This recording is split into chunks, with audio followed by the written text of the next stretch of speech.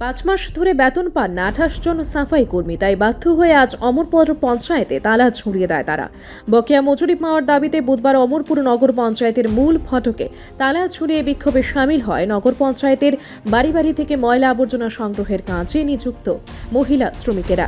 এদিকে বিক্ষোভ আন্দোলনের খবর পেয়ে বীরগঞ্জ থানার পুলিশ সহ নগর পঞ্চায়েতের কর্মকর্তারা অফিসে ছুটে যান। এরপর মহিলা শ্রমিকদের বুঝিয়ে শুনিয়ে আন্দোলন প্রত্যাহারে ব্যর্থ হন নগর কর্তারা। এ বিষয়ে মহিলা শ্রমিকেরা জানান, প্রতি মাসেই তাদের মজুরি প্রদান নিয়ে বিভিন্ন তালবাহানা করে আসছে নগর পঞ্চায়েত কর্তৃপক্ষ, তাই তারা বাধ্য হয়ে এই পদক্ষেপ নেয়।